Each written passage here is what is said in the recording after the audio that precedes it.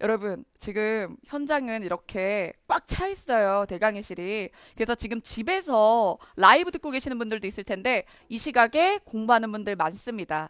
누워 있으면 일어나. 알겠죠? 지금 누워서 보는 사람도 있어. 뭐 좀 왔나? 막 이러면서 막 여러분 현장 꽉 차 있어요. 뜨거운 열기로 지금 눈이 오고 그랬는데 그래서 저는 오늘 헐렁하면 어쩌지 그랬는데 눈을 뚫고 잘 오셨네요. 네, 감사합니다. 네.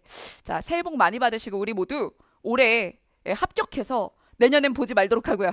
그리고 내년에는 설에 그 짤 있잖아요. 이정대 씨가 그 관상에서 나오는 이거 알죠? 이렇게 하고 가는 거.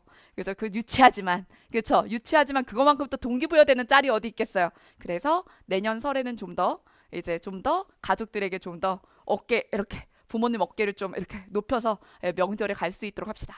자, 그러면 이제 우리 오늘 출제기조 전환 국어 강화약화가 약점인가요? 아주 스파틱강으로 1시간 45분 동안 이제 아주 소량의 문제인데 문제 푸는 법에 대해서 자세하게 알려드리도록 하겠습니다. 먼저 예시평가 1, 2차에서 다룬 강화약화 관련 문제들 총 5개예요. 생각보다 많죠? 2개의 시험지에 한 번은 3개, 한 번은 2개 이렇게 문제를 냈어요. 그러니 여러분들은 명제논리만 무서워하지만 그렇죠. 하지만 강화약화도 굉장한 출제 비중을 가지고 있다. 그래서 제가 비판 추론 안에다 강화약화를 넣어놨죠. 근데 오늘은 문제 유형으로 이해하기 쉽게 언급을 했습니다. 자, 그 다음에 백일기도의 전반부. 제가 백일기도 승 진행 중인데요. 기 위주로 해서 백일기도 기는 거의 다 이제 모의고사 하시는 분들은 따라오고 있기 때문에 그래서 문제 스포가 될까봐 앞부분에서 문제를 변형했어요. 그래서 백일기도를 이미 하셨어도 그 문제 그대로가 아니라 지문은 같은데 선지가 다를 겁니다. 그래서 내가 그 문제를 명확히 이해했었나 그래서 그때 논지를 잘 잡았나 강화약화의 기준을 잘 알고 있나 다시 한번 점검하는 시간을 가지도록 할게요. 그래서 만약에 예전에도 틀렸는데 이번에 또 틀린 거야. 물론 내가 선지를 변형했지만 그때 그 지문과 그 지문의 논점을 잘 이해했으면 안 틀려야 되거든. 그러니까 우리 백일기도 하는 친구들 스스로 강화약화 부분 백일기도 기봉2 복습이 제대로 되었나 보도록 하겠습니다. 마음 같아선 현장 백일기도 친구들은 시험지를 걷고 싶어요. 근데 그렇게는 하지 않겠다. 자, 그럼 진행해 보도록 하겠습니다. 먼저 강화약화 유형에 대해서 기준을 아예 배운 적이 없는 분들도 많더라고요. 그래서 그냥 문제를 보고 강하면 편드는 거고 약하면 반대하는 거지 이런 식으로 되게 어렴풋하게만 알고 있는 그러면서 문제 풀다가 경험을 쌓다 보면 어떻게 되겠지 그러니까 계속 틀리는 거야. 근데 또 이게 쭉 틀리면 수업을 듣죠. 자기가 겸허하게. 나는 비판 추론을 못하는군. 강화약화를 해야겠군. 이러면서 수업을 듣는데 어떨 땐 또 감질나게 맞아. 그러니까 내가 문제를 쌓아나가다 보면 어찌 되지 않을까? 라는 생각을 하게 되는 거예요. 이게 이번 국어의 맹점이에요. 배우지 않고 해도 문제를 풀다 보면 어찌저찌 되지 않을까라는 희망을 준다는 거. 이론이랑은 다르니까요. 그래서 오늘 강화약화 파트는 이론 정리해드리겠습니다. 자, 여러분 원래 강화약화 유형은요. 귀납 논증에 있는 거예요. 우리가 명제논리다라고 해가지고 기호화를 해서 푸는 것들은 연역 논증이에요. 그래서 전제를 통해 반드시 참인거나 아니면 결론을 도출해내거나 빈칸에 추가해야 될 전제를 이제 산출하는 거죠. 그건 연역 논증이야. 근데 귀납 논증에서 강화 약화를 출제한다고 말씀드렸죠. 그것부터 이해를 해야 돼요. 그럼 귀납 논증은 뭔데? 라고 하면 귀납 논증이라는 게 전제가 모두 참이어도 결론에 100% 참이 보장되진 않으며 언제든 예외가 발생하거나 그죠? 혹은 상충되는 다른 이론이 입증돼 버리면 깨지는 거예요. 그게 바로 귀납 논증입니다. 자, 그래서 강화약화라는 말 자체가 참이냐 거짓이냐와는 좀 다른 이야기죠. 그래서 어떤 주장이 있을 때 그 주장을 강화한다라는 것은 정답일 확률을 높여준다. 즉 참일 확률을 높여준다. 개연성을 높여준다. 이런 얘기고 약화한다는 건 꼭 거짓을 입증해야만 되는 것도 아니에요. 참일 확률을 뭐 하면 돼? 떨어뜨리는 거지. 참일 확률을 떨어뜨려. 그렇게 하면 약화가 되는 거예요. 그리고 선지 중에는 강화? 약화가 아니라 무관하다도 있어요. 이 말은 지문에 있는 내용과 상관이 있어 보이지만 이 논리에 대해서 이 주장에 대해서 사실은 참의 가능성은 변동을 주지 않는다. 지금 있는 그대로 유지된다. 그래서 참의 가능성을 높여주지도 않고 참여 가능성을 떨어뜨리지도 않는다. 그러면 우리가 그걸 가지고 강화도 하지 않아, 약화도 하지 않아 라고 얘기를 해야 돼요. 그래서 강화하는 거, 약화하는 거, 강화도 약화도 안 하는 거를 셋으로 나눌 수 있어야 됩니다. 근데 선생님 강화만 안 하면 약화하는 거죠? 그건 아예 이 유형에 대해서 잘못 이해하고 있는 거죠. 자, 그러면 내용을 볼게요. 논증을 강화한다는 것은 주장을 뒷받침하는 근거를 더 찾기. 그러니까 이미 지문에 근거가 있더라도 근거를 추가해준다. 예. 자, 그러면 어떻게 돼? 근거가 2개가 3개 되고 4개 되고 5개 되면 신뢰도가 올라가겠죠? 예, 그러면서 참일 확률, 개연성을 점점점 높여주는 거예요. 자, 그 다음 주장의 근거를 지지하는, 그러니까 이걸 우리가 2차적 근거라고 하거든요. 이미 지문에 근거가 제시됐는데 그 근거를 더 단단하게 만들어주는 거야. 근거의 근거. 얘는 1차 근거를 추가함이고 얘는 2차 근거를 들어서 1차 근거를 단단하게 해주는 거예요. 그 방법도 돼요. 자, 그 다음 세 번째. 자, 얘가 지금 공격받고 있어. 지문 안에 이것에 대한 비판이 나와 있어. 혹은 어떤 다른 반론이 나와 있어. 그럼 걔를 깨는 거예요. 그러면 내가 뭔가를 주장할 때 예상되는 반박이나 아니면 지금 현재 이루어지고 있는 반박에 재반박하면 내가 튼튼해지는 거예요. 재반박에 성공하면. 자, 그래서 이 세 가지가 논증의 강화의 케이스들입니다. 자, 그러면 약화하는 방식도 한번 볼게요. 자, 약화할 때 주장을 뒷받침하지 않는 근거를 찾는다. 자, 여러분 여기서 주장을 뒷받침하지 않는이라고 했죠? 그러면 이때 1차적인 근거들은 지문에 이미 나와 있다 그랬잖아. 근데 그때 추가하거나 그 1차 근거에 대해서 2차 근거를 들거나 이런 방식으로 강화를 하는 거고, 얘는 뒷받침하지 않는 근거는 반대 1차 근거라고 보시면 돼요. 자, 그러니까 강화를 해주거나 그리고 확률을 올려주고 개연성을 높여주는 근거를 찾는 게 아니라 개연성을 떨어뜨리는 근거를 찾는 거죠. 예, 그래서 반대의 1차 근거를 찾는다. 자, 그 다음 주장의 근거가 나와 있잖아요.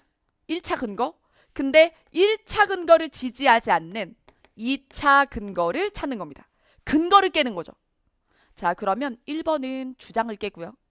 2번은 제시되어 있는 근거를 깨요. 그래서 강화 근거를 제가 근거 3개를 가지고 있어. 근데 하나를 깨버린 거야. 그러면 제 근거가 몇 개가 돼? 2개가 돼. 3개였는데 2개가 되는 거야. 그러면 여러분들 이렇게 생각해. 아니 그래도 2개는 생생히 살아있잖아? 근거가 2개가 살아있으면 아직도 참이잖아 막 이래. 아니야, 약화는 된 거야. 이해됐죠? 원래 근거를 3개를 가지고 있었는데 2개가 됐으면 약화가 된 거야. 여전히 참이라고 할지라도. 이해됐죠? 근데 완벽히 거짓이 되어야지만 약화했다 그래. 잘못된 거야. 그래서 여러분들이 강화, 약화 기준을 잘못 알고 있는 경우가 많다는 거예요. 예. 자, 그 다음 여기서 마지막 주장에 대한 비판. 선생님 그러면 이거는 1번과 뭐가 달라요? 얘는 양립할 수 없는 주장을 세우는 방식입니다. 주장. 양립할 수 없는 주장. 양립이 뭐예요? 동시에 참이 되는 거예요. 근데 지문에 제시되어 있는 주장과 동시에 참이 될 수 없는 주장을 세우는 거예요. 그러면 네가 죽든 내가 죽든 이렇게 덤비는 거거든. 내 말이 맞으면 너가 죽는 거야. 이렇게 덤비는 거야. 이것도 약화의 방식이에요. 예, 이해되셨죠? 자, 그래서 나는 이렇게 다각화해서 강화, 약화의 케이스를 본 적이 없다. 그러면 강화, 약화는 맞았다 틀렸다 맞았다 틀렸다 이러는 거야. 예. 자, 그러면 이제 소량의 문제지만 이제 예시평가부터 엑기스 문제들을 보면서 이것들을 적용해 보도록 하겠습니다. 먼저 인사혁신처 1차 예시평가예요. 아이고 지겨워! 그치? 아마 여름부터 이 수험을 대비해 왔다면 아마 1차 예시평가 정도는 5번쯤은 보지 않았을까 싶습니다. 제 커리에도 5번은 나온 것 같아요. 그래도 한번 다시 볼게요. 여러분들 지루하실까봐 펜터치는 다 올려왔습니다. 자, 여러분 그리고 이 펜터치 올리세요. 여러분들이 푸셨더라도 내가 한 펜터치와 선생님의 펜터치가 일치 않아. 왜냐하면 이런 강화약화용은 요약이 핵심이에요. 논지를, 즉 주장을 제대로 파악을 못하면 그러면 강화 약화를 엉뚱하게 해버릴 수 있어요. 그러니 서머리를 잘해야 되거든요. 그럼 서머리를 잘하고 있는가는 내 멋대로 주요 정보를 추리는 게 아니라 이게 글쓴이의 의도대로 주요 정보를 줄였느냐가 기준이란 말이죠. 그럼 내가 잘 줄였냐 못 줄였냐, 이것의 기준은 이제 글쓴이가 중요하다는 부분을 내가 잘 잡아 체크했느냐 흔적으로 보는 거야. 흔적으로. 자, 그러면 내용 봅니다. 흔히 일곱 빛깔 무지개라는 말을 한다. 서로 다른 빛깔의 띠 7개가 무지개를 이루고 있다는 뜻이고 어쩌고 저쩌고. 자, 여러분.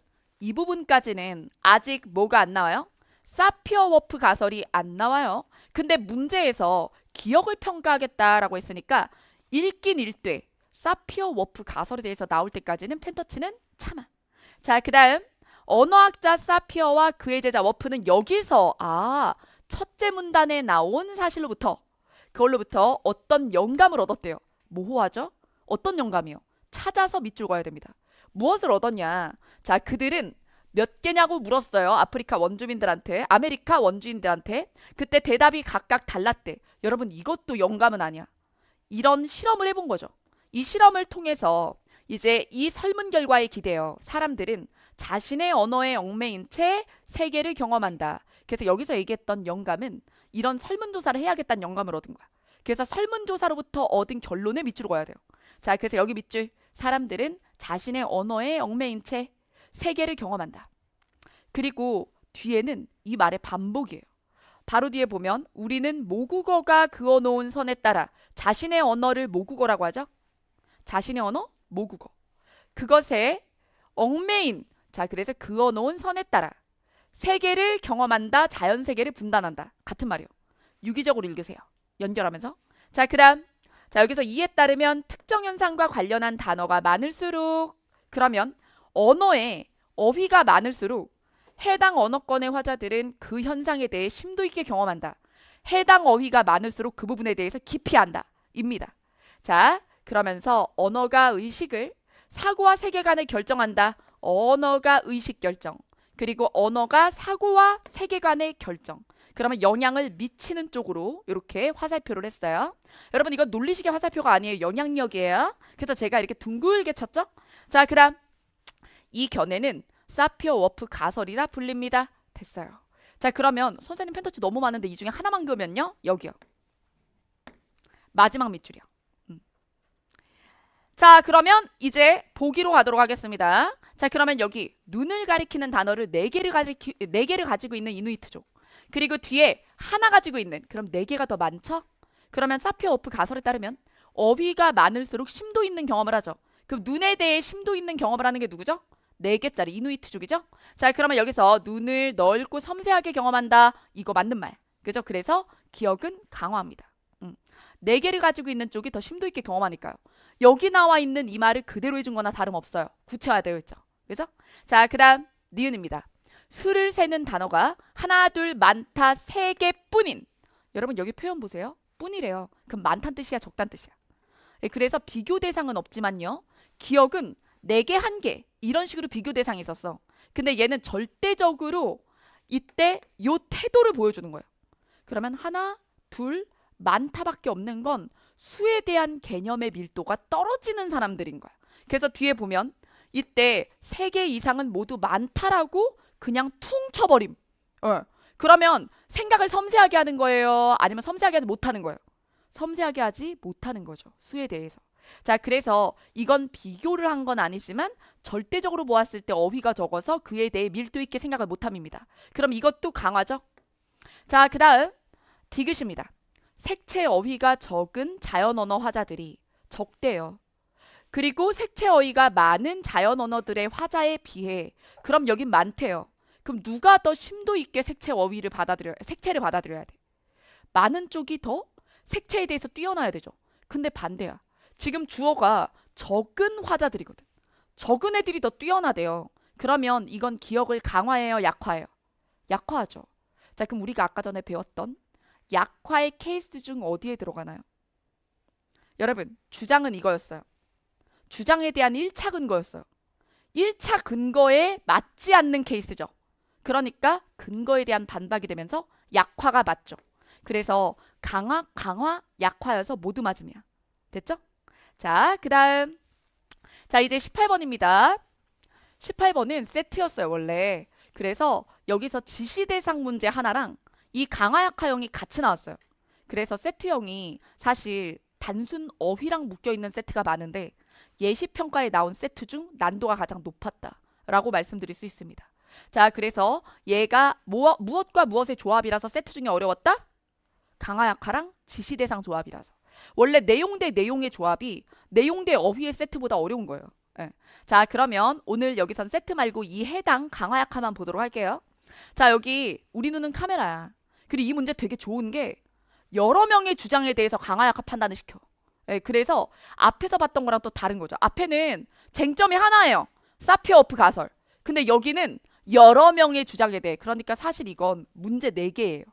이해되시죠? 문제 4개. 자, 그럼 1번 여기서 호킨스의 주장, 2번 호일의 주장, 3번 글스니의 주장, 4번 애킨슨의 주장.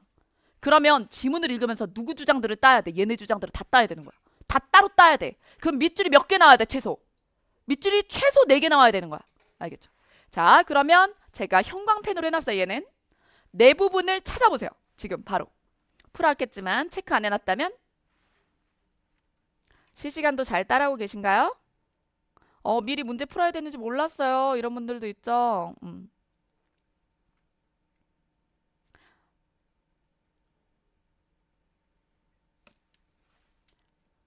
자, 답지 따로 없어. 그쵸? 수업을 들으라고 주는 거야. 그쵸? 그리고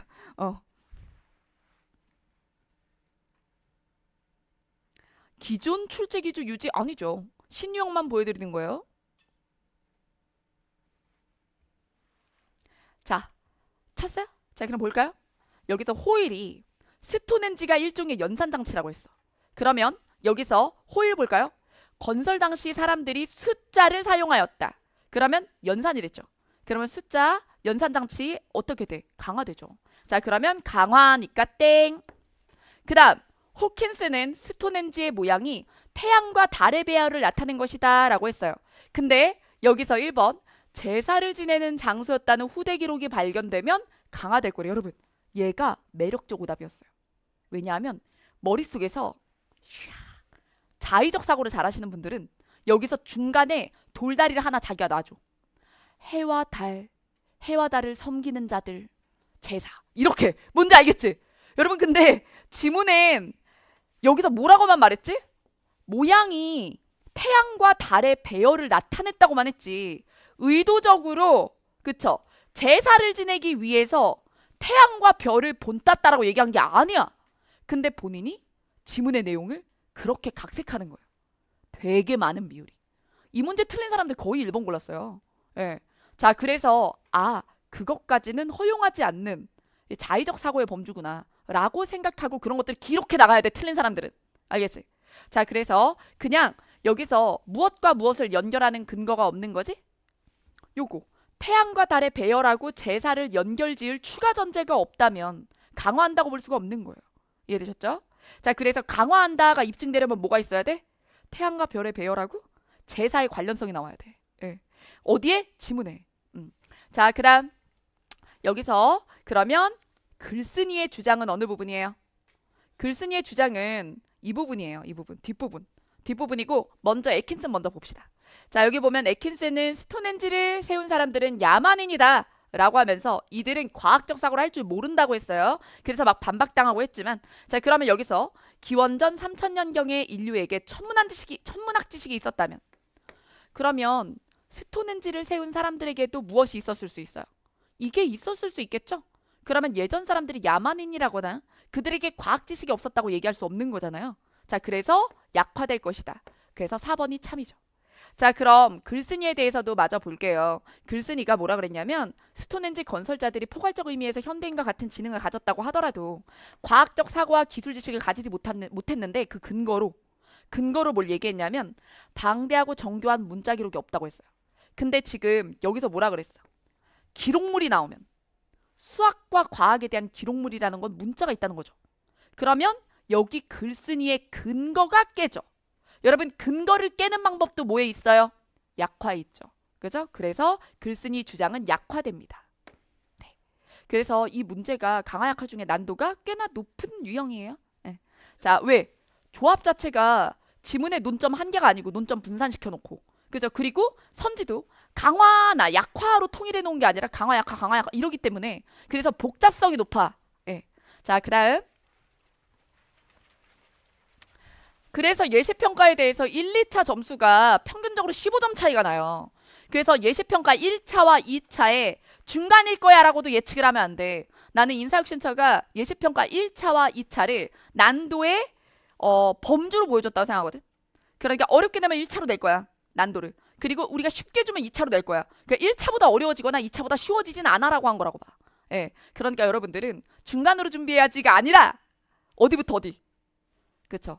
이 난도의 범주를 1, 2차로 잡아서 준비를 하면 되는 거예요. 네. 자, 그러면 내용 보겠습니다. 또 여기서 이제 2차예요. 자, 2차의 15번 다음 글의 기억과 니은에 대한 평가로 이건 1차에 또 없던 유형이에요. 이건 뭐냐면 지문에서 강화 약화를 판단할 대상을 두 개를 주는데 이 두 개가 종속적 관계야. 무관하지 않은 것이에요. 아까는 예를 들어 호일 따로, 에킨슨 따로 이런 식이죠. 근데 얘는 기억과 니은이 관련성이 있는 언급이야. 내용이. 자, 그럼 내용 볼게요. 자, 기업의 마케팅 프로젝트를 평가할 때는 유행지각, 깊은 사고, 협업을 살펴본다. 그러면서 유행지각은, 깊은 사고는, 협업은 하면서 구체화를 했어요. 자, 그 다음에 자, 기억을 보면 이 세 요소, 요 세 요소 모두에서 목표를 달성하는 것은 마케팅 프로젝트가 성공적이기 위해 필수적이다. 여러분, 여기서 자, 논리 개념인 필요 충분 조건의 개념이 필요합니다. 자, 그럼 필수적이다라는 건 이 문장을 뭐라고 바꿀 수 있게 해주냐면 이 세 요소 모두에서 목표를 달성해야만 마케팅 프로젝트가 성공한다 입니다. 그러면 뭐뭐 해야만이면 앞부분이 후건이죠. 그렇죠? 뒷부분이 전건입니다. 그래서 비판 추론 강화 약화는 논리와 때로는 병합이 돼요. 네. 자, 그래서 여기서 이 세 가지 목표를 모두 달성해야지만 자, 프로젝트 성공을 하는 거야. 그럼 이걸 벤 디아그램으로 그려볼까요? 자, 프로젝트 성공 you, keep, 협. 이 얘기는 이 세 가지 중 하나라도 달성 못하면 이 큰 원의 바깥으로 나가버리지. 그러면 뭐는 절대 못해? 프로젝트는 절대 성공 못한다는 얘기예요. 그래서 우리가 이렇게 식을 쓰고 좌측에 있는 걸 충분 조건이라고 얘기를 하고 우측에 있는 걸 필요 조건이라고 얘기하거든요. 그래서 어떤 것을 위해 필수적이다라는 이야기는 그것이 필요 조건이다라는 말입니다. 네. 자, 그 다음 하지만이라고 했어요. 이때 하지만 때문에 니은이 이것과 충돌하는 양립불가의 정보라고 오판하신 분들이 나왔어요. 하지만 뒤를 읽어봐야 돼. 하지만 이 세 요소 모두에서 목표를 달성했다고 해서 자, 그럼 여러분 이게 뭐예요? 목표 달성. 큰 원이죠? 큰 원이 충족됐다고 해서 마케팅 프로젝트가 성공한 건 아니다. 늘 그런 건 아니야. 왜? 차집합이 있어. 세 가지를 모두 달성했으나 성공을 못하는 케이스도 있어. 그러니까 하지만 뒤에서 얘기를 한 건 예외도 있어입니다. 자, 여러분 니은에 써주세요. 예외가 있을 수 있어. 예외가 있을 수 있어.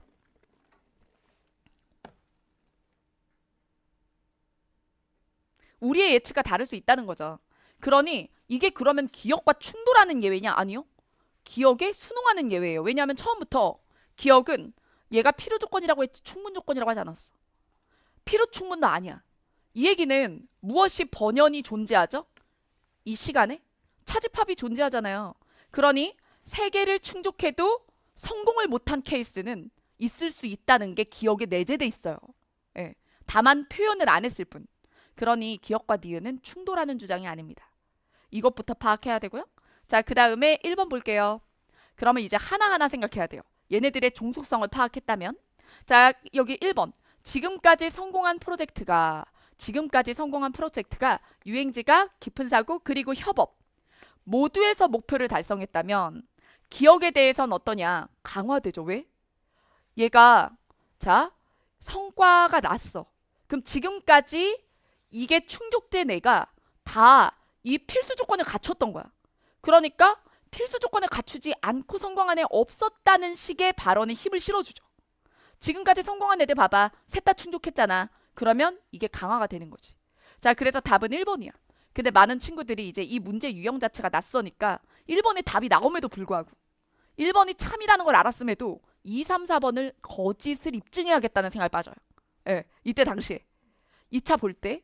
그래가지고 지금 2, 3, 4번을 나는 거짓 증명을 해야 시원하겠다 속이. 이렇게 하면서 여기서 시간 지체하거든요. 그러다 막 헷갈리는 걸 만나요 이제. 봐봐. 자 이제 2번을 봅니다. 1번 얼마나 심플해. 1번 심플한데 여기서 못 끝내고 뒤로 가가지고 2번을 보면서 성공하지 못한 프로젝트 중 유행지가 깊은 사고 그리고 협업 중 하나 이상에서 목표를 달성하는데 실패한 사례가 있다면 여러분 셋 다 충족이 되어야 성공할 수 있다 그랬잖아요. 그러면 셋 중에 실패한 게 있어. 목표 달성 못한 게 있어. 그러면 원래 성공 못해야 당연한 거야. 기억상. 그럼 여러분 이게 약화돼요 강화돼요? 강화되죠. 기억이 그러지. 그거 봐. 그거 필수 조건이랬잖아. 그거 안 지키니까 못했지? 성공. 이렇게 되잖아. 그러니 1번도 2번도 기억을 강화해요. 네. 자, 그 다음 3번입니다. 유행지가 깊은 사고 그리고 협업 중 하나 이상에서 목표를 달성하는데 실패했어. 여러분 실패했으면 어때야 돼? 기억대로면? 성공 못해야 돼요. 그쵸? 기억대로면. 자, 근데 성공을 했대. 그러면 여러분 뭐가 깨져요? 기억이 깨져요. 자, 그런데 얘가 지금 기억에 대해서 묻질 않았어. 지금 여기까지 읽으면서 하면서 기억을 약화하네? 했는데 얘가 물은 건 그게 아니야. 나는 됐고 기억됐고 니은에 대해서 얘기해. 이렇게 하고 있는 거예요. 그럼 여기서부터 이제 렉이 걸려. 자, 그러면서 기억은 약화해. 그러면 이제 이렇게 생각해. 니은에 대해서 따로 생각을 안 하고 기억과 니은의 관계에 기대어서 얘를 도출하려고 드는 거야. 이게 잘못된 거예요. 기억은 기억의 얘기를 하고 니은은 니은의 얘기를 한 거예요. 근데 얘네들이 관련이 있는 거죠. 그러면 생각해 봅시다.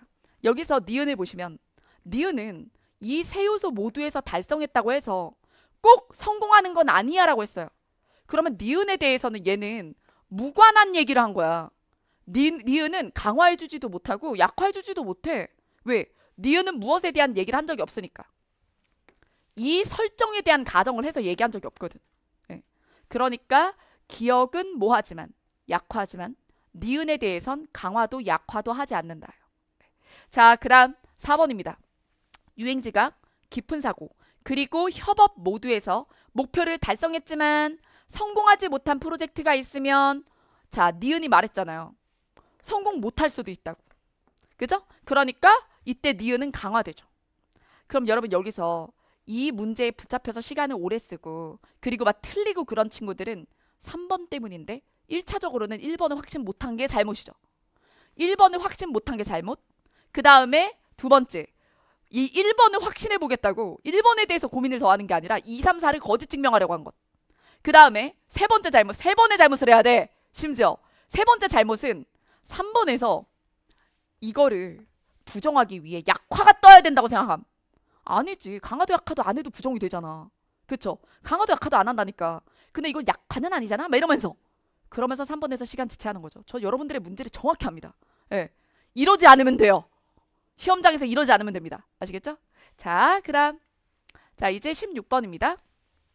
되게 다양하죠? 강화 약화의 유형도. 그래서 보면 인사혁신처가 진짜 공을 들였어. 5개 문제를 다 색다르게 보여주려고 했다고. 문제의 양상을. 본질은 똑같아. 근데 묻는 방식을 다 다르게 했어. 네. 자, 그럼 내용입니다. 다음 글의 기억을 강화하는 것만이라고 했어요. 자, 그럼 이거 아까 전에 1차에서 봤던 사피어프랑 비슷한 것 같아요. 이렇게 생각하겠지? 자, 그러면 내용을 볼까요? 여기서 기억이 새로운 주장이래요. 새로운 주장. 아까 사피어프 가설 마냥. 자, 그러면 위에서부터 읽으면서 새로운 주장을 정리하는 거죠. 자, 그럼 내용을 보죠. 자, 신석기 시대에 들어서 인류는 주거 공간을 만들게 됐는데 이때 바닥을 어떻게 만드느냐에 따라서 움집형과 고상식으로 나뉘어요. 자, 그러면서 여기서 중국의 고대 문헌에 등장하는 혈거랑 소거가 각각 움집형과 고상식입니다. 연결. 그 다음 움집형이 지붕중심 건축이라면 그러면 혈거가 지붕중심이라면 그러면 소거는 바닥중심입니다. 연결. 이런 거는 이제 사실 이런 문제를 이해를 제대로 해놓고 말을 헷갈려가지고 틀리면 그게 진짜 짜치는 거야. 뭔지 알겠죠? 짜증나는 거지. 얘가 혈거 아니었어 막 이러면서 뒤집어가지고 선 잘 그어요. 자, 그 다음 인류의 주거 양식은 혈거에서 소거로 진전되었다 라는 가설이 오랫동안 지배적이었어요. 근데 제가 여기다 왜 물결 쳤을까요? 우리가 원하는 건 뭐야? 오랫동안 지배한 이론이에요? 새로운 주장이잖아요. 그러니까 우리가 새로운 주장을 찾아서 밑줄을 그을 거니까 그러니까 대립적이겠지 기존 주장은. 그래서 오랫동안 지배적이었던 건 물결을 치는 거야. 자, 그래서 오랫동안 지배적이었던 건 혈거에서 소거로 진전됐을 것이다. 왜냐하면 그때는 이렇게 건축 방식이 혈거보다 소거가 좀 어렵다고 생각을 해서. 뒤에 보면 그 내용이죠. 바닥을 지면보다 높게 만드는 게 번거롭고 어려우니까 번거롭고 어려운 방향으로 이렇게 발전을 했다고 보는 거죠. 자, 그 다음 그런데 근데 여기서 이 질문하는 사람들아, 번거롭고 어려운 방향으로 왜 가요? 여기서 보면 바닥을 지면보다 높게 만드는 게 기술적으로 어렵다고. 기술적으로. 그러니까 발전하면서 기술적으로 어려운 걸 해낼 수 있게 되었다. 이런 뜻이에요. 자, 그 다음에 그런데 여기서 지금 내용을 보면 이 1970년대 중국의 허무드에서 고상식 건축의 유적이 발굴되면서 새로운 주장이 제기됩니다. 근데 앞부분에 중국의 허무드 지역에 대한 정보도 없고, 그죠? 그리고 연도의 시대에 대한 어떤 특징도 더 없어서, 그래서 저는 이 문제에 대해서는 출제진들이 약간 되게 골고루 내준 건 좋은데 이 문제는 검토가 살짝 부족했다는 생각이 들거든요. 지문을 너무 줄이려고 노력했다는 생각도 들고. 봐봐. 자, 여기서 그것은 혈거와 소고가 기후에 따라 다른 자연에 적응해서 발생했다라는 것입니다. 그럼 새로운 주장이 이 부분인 거죠. 밑줄. 기후에 따라 다른 자연환경에서 적응해서 발생했다. 여기엔 다른 근거가 안 나와 있는 거야. 그래서 난도 조절을 하려고 그 근거를 좀 뺀 것 같기도 해요. 뭐 예를 들면 원전이나 이런 정보에는 중국 허무드 고적이 언제 몇 년대의 뭐 고적이고 그리고 그 어떤 유적이고 예를 들어 이게 기후에 따라 다른 자연환경에 적응해서 발생했다라는 설을 나오게 하려면 앞에 나왔던 기존설에 배치되는 어떤 지역이거나 시대적 특징이 있어야 되는 거지. 그래야 좀 더 지문이 명확한 거야. 그래서 이 지문엔 조금 아쉬움이 있고 인사혁신서 지문이지만 어쨌든 이거에 따라서 그럼 둘의 차이, 건축 기술적으로 먼저 있었던 것과 나중에 발달된 게 있을 것이다 라는 이론이 있고, 그리고 얘는 그냥 그건 기후에 따른 것이지 발전 과정이 아니다 입니다. 자, 그럼 여기 기억부터 볼게요. 자, 여기서 우기에 비가 넘치는 산간 지역이요. 여러분 이거 기후잖아요. 그러니까 이런 자연환경 때문에 바닥에서 띄웠어야 된다면, 땅에서 바닥을 띄웠어야 된다면, 그래서 그곳에서 고상식이 나왔다는 건 무엇에? 기후에 따라. 기후에 따라서 이렇게 적절한 주거 양식을 지은 것이다의 강화죠. 자, 그래서 기억 참입니다. 여기까지 쉬워요. 그죠? 자, 그 다음 여기서 니은 움집형 집과 고상식 집이 공존해 있는 주거 양식을 보여주는 집단 유적지. 여러분 이 부분에 좀 문제가 있어요. 그래서 좀 보류하고 먼저 디귿 보여드릴게요. 디귿. 여름에는 고상식에서, 겨울에는 움집형에서. 여러분 이거 뭐야? 더울 때, 추울 때에 따라서 다른 거주 방식이 필요했다라는 얘기죠. 그럼 이건 기후에 따라서잖아요. 그럼 이것도 기억을 강화하는 거예요. 맞죠? 자, 그러면 기억과 디귿은 확실해. 기억과 디귿은 확실한데 문제는 얘도 있다는 거야. 그러면 니은에 대해서 판단을 해야 되는데 니은을 읽을 때 디귿처럼 읽어버리시는 분들이 있어요. 여러분 그건요. 출제자는 동일한 선지를 내지 않아요. 근데 이걸 이렇게 내는 거야. 여기서 어떤 집단 유적지인데 이 집도 있고 이 집도 있는 거야. 그러면 여름에 여기? 겨울에 여기였나 보지. 그러니까 같은 지역에 두 개가 다 있었나 보지. 그러면 뭐랑 똑같아져? 디귿이랑 똑같아져. 그렇게는 출제를 안 해. 그러니까 여러분들이 니은을 디귿에 뭉쳐버리고 니은도 동그라미 치면 안 되는 거야. 이해됐죠? 근데 이런 생각을 해야 되게 출제란 것 자체가 문제야. 사실은. 그래서 전 5개의 문제 중에 이 문제 퀄이 가장 떨어진다고 생각을 하거든요. 근데 그러면 그렇게 생각하면 안 되는 거잖아. 이게 한 지역에 2가지 종류의 거주 방식이 있다고 해서 뭔가 기후에 따라 갈았었다라고 생각하면 안 되는 거죠. 그러면 이건 대체 뭘까? 그러면 얘는 같은 유적지는 동시대 사람들에 관련된 어떤 이 유적지일 것이다라고 가정을 하면, 그러면 동시대인데 2가지가 다 있었다 그러면 어느 쪽에 힘이 가고? 이쪽에 힘이 가고. 그쵸? 그리고 같은 유적지인데 예전에는 하나의 집을 짓다가 다음 세대가 되고 다음 세대가 되면서 다른 것도 지었을 거야 라고 얘기를 하면 누구 편이야 또? 그러면 이쪽 편이 되는 거잖아요. 그쵸? 공간은 같은데 세대가 다르다. 그래서 이 집을 지은 세대와 이 집을 지은 세대가 다르다라고 가정을 하면 또 예전 주장을 지지하게 되잖아요. 그쵸? 자, 그런 면에서 그래서 움집형 집과 고상식 집이 공존해 있는 주거 양식만으로는 이것만으로는 무엇을 강화할 수 없다. 기억을 강화할 수 없다. 가장 깔끔한 해설이에요. 이것만으로는. 왜 이랬는지를 모르고서는. 그래서 니은은 이유를 모르고서는 기억을 강화한다고 볼 수가 없는 거야. 이거죠. 예, 그래서 여러분들이 니은에 대해서 판단을 어려워했을 수 있다. 예. 자, 그 다음. 자, 이제 17번입니다. 얘도 세트였어요. 그래서 2차 중에는 이 세트가 제일 어려웠다라고 하시는 분들이 많았습니다. 왜 이게? 얘도 지시대상과 조합이었어요. 그래서 지금 두 번의 시도가 있었는데 1차와 2차에 모두 다 강화약화형하고 지시대상 조합의 세트가 있었어요. 그래서 제가 백일기도에 세트를 3개씩 넣잖아요. 하나, 문맥적 어휘. 둘, 대체 어휘. 셋, 지시대상이나 문맥추론. 그렇게 내고 있잖아요. 그지? 자, 근데 제가 뭐까지 조합은 잘 안 하고 있어.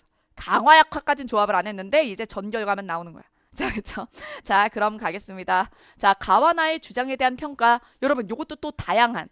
우리가 앞에서 봤던 문제 4개랑 또 다르죠? 여기 2개 들어가 있어요. 자, 그래서 가와나를 볼게요.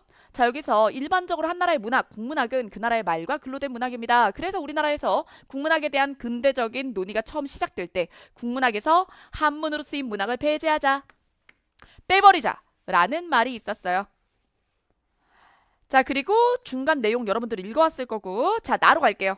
종래의 국문학의 정의를 기본 전제로 하되, 이 얘기는 그래, 한글 위주의 문학을 우리 문학으로 하되 이렇게 일부 한문 문학은 인정하자. 그럼 부분적으로 한문 중에서 부분적으로 우리가 기준을 정해서 끌어오자 라고 하는 거죠. 그래서 이건 그냥 한문 다 빼! 이거고 얘는 부분적으로라도 가져오자예요. 자, 그러면 완전 대립은 아니지. 자, 다 빼! 아니야, 다 넣어! 이게 아니었어. 다 빼자, 일부는 수용하자. 이 관계였어요. 자, 그러면 여기 보죠. 국문으로 쓴 작품보다 한문으로 쓴 작품이 해외에서 문학적 가치를 더 인정받는다면 끊어주고. 여기서 지금 국문학의 정의에 대한 얘기예요. 근데 해외에서 문학적 가치를 더 인정받았다고 해서 이렇게 정의해야 된다. 해외에서 인정받는 가치와 이 국문학의 정의의 유관성이 지문에 없잖아요. 이게 만약에 강화의 근거가 되려면요. 이게 강화가 되려면 지문에 어떤 말이 있어야 되냐면 국문학은 세계에서 인정받기 좋은 상태로 정의되는 것이 좋다. 이런 말이 나와야 돼요. 그러니 일본 선지에 유혹당하셨다면 앞에 있었던 문제 중에 뭐에도 유혹당하는 줄 아세요? 앞에 있었던 문제 중에 이런 거 있잖아. 이 3번에도 유혹당했을 거고 여기서 이거 제사 이거 있죠. 자, 그러니까 이 스톤헨지 문제에서 일본에 유혹당하고 그 다음에 여기서도 일본에 유혹당하는 거야. 이거는 패턴이야. 그래서 독해라는 건 사람이 흔히 하는 실수들이 몇 가지가 있어요. 타입이. 그런 타입을 출제자가 다 알고 있다는 거. 저도 알잖아요. 이 문제를 몇 번 고르고 틀린 사람은 이 문제를 몇 번 고르고 틀리게 돼 있어. 출제자는 그걸 구현하는 거야. 그래서 여러분들이 제 문제를 풀 때 저격당했어 막 이렇게 얘기를 하는 게, 그리고 그런 식으로 생각하는 사람들끼리 질의응답 보면 모여 있어. 저도 그렇게 생각해서 아니 그렇게 사람이 여러 명이 모인다고 걔가 답이 되는 건 아니야. 그렇죠? 왜? 그냥 같은 실수를 하는 같은 사고 타입의 사람들끼리 모이는 것뿐이라고. 뭔지 알겠죠? 그러니 이게 내가 그런 스타일이면 이런 선지를 모아요. 그래서 거울 보기를 해야 돼. 그러니까 문제만 공부할 게 아니라 나 자신을 공부해야 돼. 내가 어떤 사고의 오류를 반복적으로 저지르는가. 자, 이것도 전제가 부족하다니까. 이게 강화 근거가 되려면 국문학 정의가 문학적 가치 인정이 기준이 돼야 돼. 근데 그런 얘기가 지문에 없다고. 문학적으로 인정받는 거 기준으로 문학을 정의하자. 없어. 근데 그건 내 머릿속에서 넣어준 거야. 그래서 강화로 볼 수 없어. 자, 그 다음 그러면 약화인가요? 아니요. 무관이죠. 강화도 약화도 안 하죠.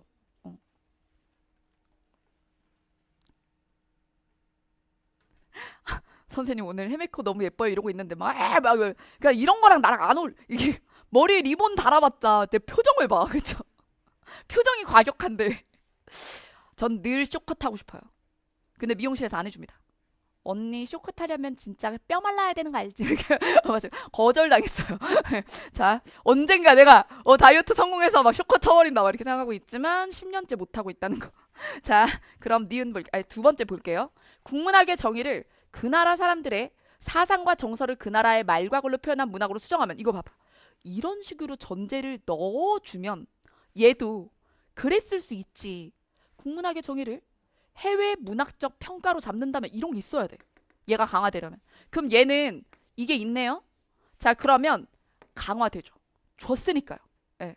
자, 그래서 그 나라 사람들의 사상과 정서를 그 나라 글로 표현해야 된다. 그러면 배제해야지. 한문은 우리 글이 아니니까. 그래서 강화.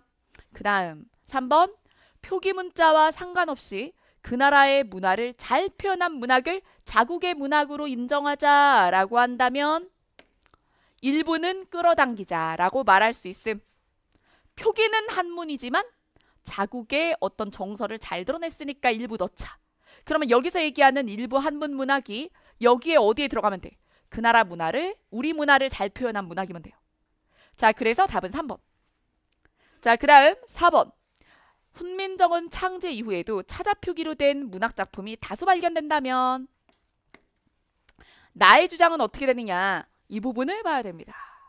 자, 여기서 보면 훈민정음 창제 이전의 문학은 차자 표기 전, 그리고 또 한문 표기건 모두 국문학으로 인정해야 된다. 이런 얘기도 나오는데 그럼 여기서 나가 뭐라 그랬어요? 일부 한문 문학을 인정하자 그랬잖아요. 그러니까 여기서 훈민정음 창제 후에도 차자 표기로 한자를 사용한 것이 있으니 그러니 그때는 한글이 있음에도 불구하고 선택을 한 거잖아요. 그러니까 이 부분 끌어당겨야 된다를 뒷받침해 주는 거죠. 네. 자, 그래서 이건 약화가 아니라 강화예요. 그래서 정답을 맞히는 것도 되게 중요하지만 나머지 선지에 대해서 내가 강한지 약한지 무관인지 판단을 잘할 수 있느냐도 매우 중요합니다. 자, 그러면 이제 지금까지는 여러분들이 좀 지겨웠던 지금까지 예시평가의 문제들은 여러 선생님들로부터 많이 들었을 테니까 이제 백일기도의 변형 문제 보도록 하겠습니다. 자, 그럼 내용 보죠. 자, 여기서 16회식 9번의 변형입니다. 자, 여기서 기억을 강화하는 사례로 적절하지 않은 것은 이라고 했어요. 제가 난도를 이렇게 올려갈 거거든? 얘는 사례 추론에 가까워요. 강화하는 사례라고 말을 하는 건 밑줄에 포함되면 되는 거거든요. 자, 그러면 여기서 밑줄 볼게요. 이 새로운 글쓰기 방식은 그러면 이라는 지시어가 있죠.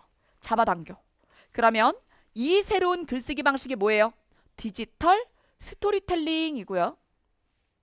그러면 디지털 스토리텔링은 미래 문학의 새로운 축을 담당할 거예요. 자, 그리고 맨 앞으로 가요. 맨 앞으로 가서 문자 인쇄술 발달 후에 나오던 전통이 이제는 디지털 미디어의 발달로 새로운 전환점을 맞이하게 됐습니다. 그러면서 인쇄 매체로서의 책과 본질적으로 다른 하이퍼텍스트를 활용한 디지털 스토리텔링. 자, 그래서 우리가 이제 기억에 대해서 정보를 다 찾았어요. 그럼 조건입니다. 첫째, 자, 뭐가 아니어야 돼?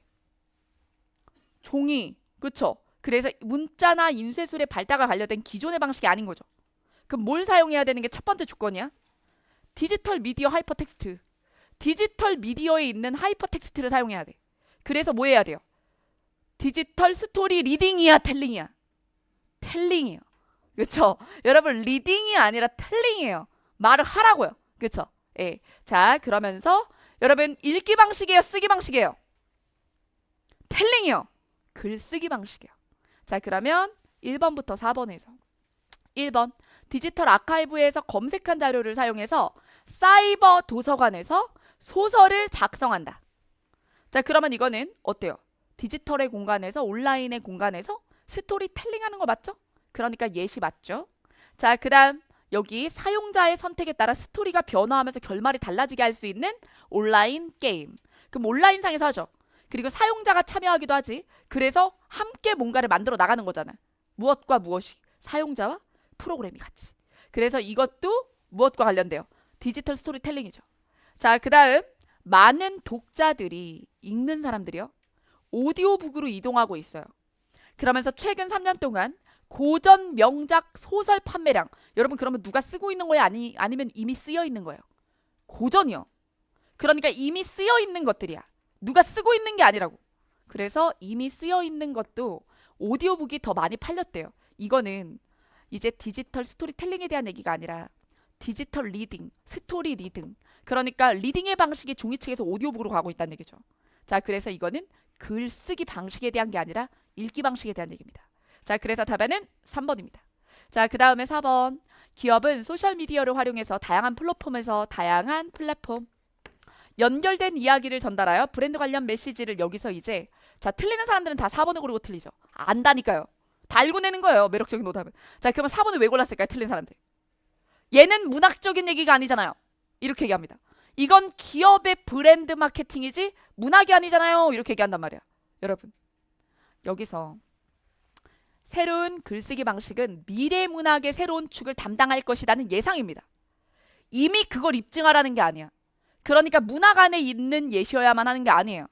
그러면 이런 브랜드 관련 메시지를 전달하는 방식이 문학적인 요소가 될 수도 있는 거야. 그래서 이거는 예측에 대한 것이고, 그죠? 그럼 예측을 강화하는 건 이런 글쓰기 방식을 많이 쓰고 있어만으로도 충분한 겁니다. 그죠? 자, 그래서 예측은 입증해야만 강화되는 게 아닙니다. 거기다 써주세요. 4번 고르신 분들, 예측은 입증해야만 강화되는 게 아니다. 예측을 강화해주면 되는 거예요. 그러니 이미 문학적으로 기여하고 있어야 되는 게 아니다. 문학 안에 있는 것만 답이 되는 게 아니에요. 자, 그 다음 3회 14번입니다. 자, 여기서 다음 글에서 기억의 주장을 강화하는 예시입니다. 자, 그럼 내용 볼까요? 자, 여기서 기억은 사회복지정책을 지지하는 이들이고요. 그리고 이 지지하는 이들의 반대가 먼저 첫째 문단 차지하고 있어요. 그래서 여기 동그라미 치고요. 우리가 기준으로 삼아야 되는 건 동그라미니까 그 다음에 반대. 그래서 양립불가의 주장 세모 치겠습니다. 그래서 반대 입장이 이미 나와 있어요. 자, 그럼 둘 다 정리해야 돼요. 자, 그래서 사회복지정책을 비판하는 사람들의 논리는 개인의 자유의 침해입니다. 물결. 반대측 근거니까. 그러면서 이 사회복지정책에서 다루는 어떤 재화가 공공재적 성격을 가지고 있대. 그래서 차별이 없이 제공되기 때문에 공공재로. 그러다 보니 누군가는 세금을 많이 내고 누군가는 세금을 적게 내는데 받는 건 똑같은 거죠. 그러면 세금을 많이 내는 쪽의 입장에서는 자유가 훼손되는 거야. 안 내고 싶은 자유도 있을 거 아니에요. 근데 돈을 많이 냈는데 그만큼 못 받으면 불만족일 테니까요. 자, 그래서 물결로 요약했어요. 세금을 많이 내는 사람은 자신이 낸 세금 대비 이득의 격차가 발생한다. 즉 만족 격차가 발생하는 거죠. 자, 그러면 지지하는 이들은 뭐라고 하느냐. 자, 그럼 세금을 많이 낸 이들에 대한 소극적인 자유의 제한을 부정하는 건 아니야. 소극적으로 자유를 제한할 수 있어. 근데 이거를 소극적이라고 표현하죠. 그런 자유의 제한은 소극적 제한이야. 그러면서 그래서 소극적인 자유의 제한이야. 자, 그러면서 여기 해당 복지 정책으로 사회 구성원 전체의 적극적 자유는 높아져. 그래서 세금 많이 내는 사람들은 불만이겠지만 사회 전체 구성원의 어떤 긍정은 더 증진된다는 거죠. 자, 그래서 이러한 적극적 자유의 상승, 사회 구성원 전체의 적극적 자유의 상승으로 인한 효용의 증가가 소극적 자유의 감소로 인한 효용 감소보다 사회적으로 더 바람직하다. 자, 그래서 만족이 감소되는 사람이 있고 만족이 증진되는 사람이 있겠지만 더 다수고 더 적극적 자유 쪽이니까 그러니까 이게 사회에 이롭다는 얘기죠. 근데 이런 글을 읽을 때 이 글 읽는 것 자체가 요 정도의 난도가 어려우면 안 돼요. 그러면 이 부분이 어렵다? 경제 지문을 못 읽는 사람들입니다. 예. 그래서 지문 약점도 이 지문 자체가 경제 자체는 아니고 사회라고 해도요.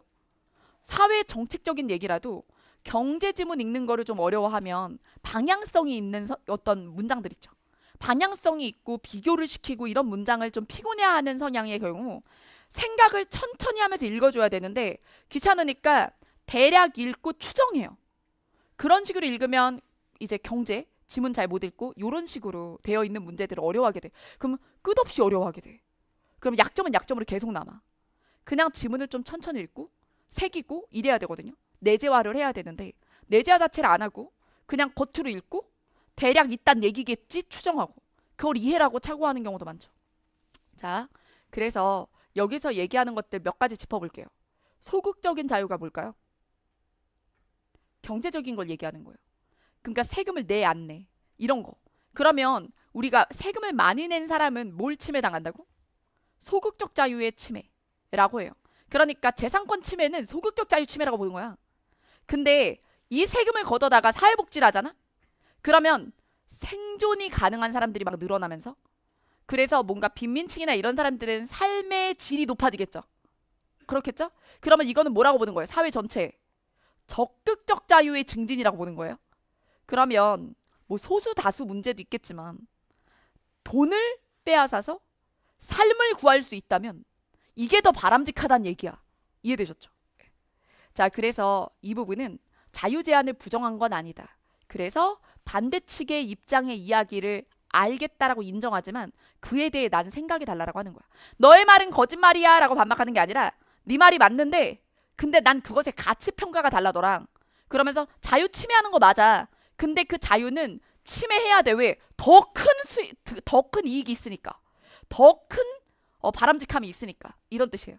자, 그러면 이제 1번부터 볼게요. 사회복지 정책으로 인한 효용의 감소가 그럼 여러분 이 효용의 감소가 뭘까요? 우리 읽었잖아요. 세금 많이 내는 사람들의 불만이에요. 그죠? 그게 효용의 감소야. 그죠? 그러면 이건 소극적 자유의 제한을 말하는 거예요. 자, 그 감소가 적극적 자유의 상승으로 인한 효용의 증가보다 높다면 이쪽이 이쪽보다 더 커버리면 즉 지문에서 이야기한 것과 다른 가정을 하는 거죠. 여기서는 이게 더 바람직하다고 말했는데 자, 계산을 해봤을 때 뭔가 수치적으로 객관적으로 비교를 했을 때 그러면 효용이 감소되는 것이 여기 효용의 증가보다 높다면 어떻게 돼요? 더 많이 감소하는데 증지는 이거밖에 안 된다면 요만큼 감소했죠. 그럼 이건 바람직하다고 볼 수 없는 거 아니야? 이거죠. 자, 그러니까 이거는 강화의 시예요, 약화예요? 약화입니다. 자, 그 다음에 2번입니다. 사회복지 정책으로 얻는 이득이 세금으로 인한 자유 제한보다 더 크다 할지라도 여기까지가 이 지문이 이야기한 바예요. 사회복지 정책의 필요성에 의문을 제기하는 사람들도 존재합니다. 자, 여러분 그럴 수 있고 그리고 이들의 존재는 기억을 강화해요? 아니면 기억의 반대자들이에요? 기억의 반대자들이죠. 그러니 기억에 대해서 니들 말이 다 맞다 해도 우린 반대야 라고 하는 애들이 있다는 거야. 그러면 지지자들이에요? 반대자들이에요? 반대자들이죠. 그러면 강화하지 않죠. 이들의 존재는. 자, 그 다음에 3번입니다. 사회복지 정책으로 인한 효용의 증가가 소극적 자유의 제한으로 인한 효용 감소보다 더 높다. 그러면 더 높으니까 조금 깎여도 올라간 게 더 많아. 이런 이야기야. 그래서 이거 3번이 강화죠. 자, 그 다음 4번. 사회복지 정책을 통해 제공되는 재화나 서비스 중 시장제적 성격을 가지는 게 존재한다. 여러분 여기서 공공재적 성격을 가지고 있어서 차별을 둘 수 없다 그랬죠. 근데 사회복지에 쓰이는 어떤 존재가 그러니까 어떤 물품이 재화가 시장제적인 성향이 있다라는 걸 가지고 그러면 시장제적이면 차별을 둘 수밖에 없다가 추론이 될까요? 물론 저기서 공공재라서 차별을 두지 않는다라는 건 나와. 얘 복지에 쓰이는 거니까 또. 근데 복지에 쓰일 때 맞아. 시장제적 요소가 있는 애가 차별적으로 제공이 될지 그럼에도 불구하고 동등하게 제공될지도 알 수가 없고요.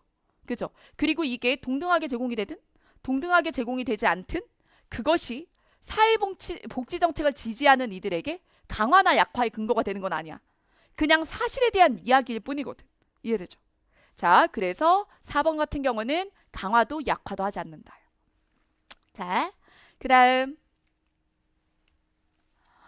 자 26회 3번 보겠습니다. 이것도 질문 진짜 많이 나왔어요. 얘는 제가 변형을 안 했어요. 질문이 너무 많이 나와서. 그래서 한 번 더 천천히 해드려야겠다 싶어서 변형을 안 함. 자, 봐봐요. 자, 여기서 다음 글의 기억을 강화하는 것만이라고 했어요. 그럼 기억을 먼저 볼게요.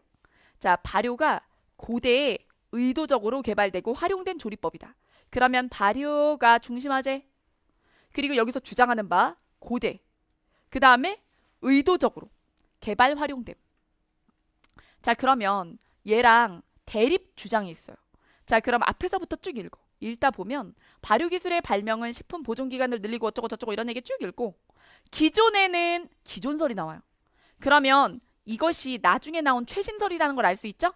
자, 그러면 기존설을 볼게요. 기존에는 발효가 우연히 일어나는 현상이며 발효가 우연히 일어나는 현상이며 중세에 와서 본격적으로 활용되었다라고 했어요. 그러면 대립 포인트가 두 가지죠. 여기서 뭐라 그랬어요? 고대에 의도적으로. 얘는 우연이고 중세부터라고 본 거야. 자, 그러면 둘은 양립할 수 없어요. 둘 다 동시에 참일 수 없다입니다. 자, 지문 안에 양립 불가의 주장이 나왔을 때, 동시에 참이 될 수 없는 주장이 나왔을 땐 하나를 지지하는 것은 나머지를 약화합니다. 그쵸? 예. 그리고 하나를 약화하면 나머지가 강화됩니다. 예, 이렇게. 그래서 어떤 주장에 대한 강화 행위가 상대에 대한 약화, 그리고 어떤 주장에 대한 약화 행위가 상대 나머지에 대한 강화가 돼요. 예. 자, 그러면 이제 기억부터 볼게요. 자, 고대 유적지에서 발효를 위해 특수하게 제작된 도구들이 나와버리면 무엇을 지지하게 되죠? 고대부터네. 그쵸? 자, 그러면 이 부분 기억에 대해서 강화 근거가 되죠. 그러면 당연히 중세부터야는 약화됩니다. 자, 그래서 기억을 강화한다 맞고 중세설은 약화합니다. 자, 그 다음에 니은 죽은 양의 위에서 치즈를 만드는 데 필요한 성분이 발견되지 않았다라는 사실은 여기 볼까요? 치즈는 이게 기존설 근거예요. 근거라서 제가 물결치지 않았지만 읽긴 하셨어야 돼요. 여기서 치즈는 과거 유목민들이 양의 위로 만든, 여러분 그랬더니 선생님 죽은 양, 산 양 막 이런 얘기를 하는 거야. 아니 양이 걔 위 꺼냈는데 뭐 살아있어? 그래서 그러니까 아니 이게 죽은 양, 산 양이 무슨 상관이야. 그렇죠? 산 양의 위? 뭐 이렇게 말이 안 되잖아. 그 뭐 먹여서 매 하고 다니는 걸 데리고 다니진 않을 거 아니야. 그죠? 예? 자, 그래서 여기에 죽은이 수식이 없어도 죽은 양이죠. 위를 꺼냈는데.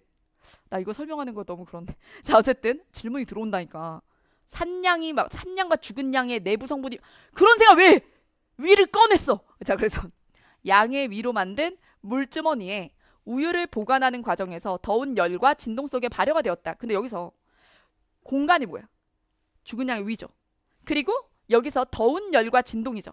이때 발효의 근거가 되는 게 열과 진동만이지 않냐. 위가 무슨 상관이냐 이런 얘기를 하는데 위에서 그쵸? 그래서 죽은 양의 위에서 열과 진동 이렇게 세 가지 요소가 있는 거야.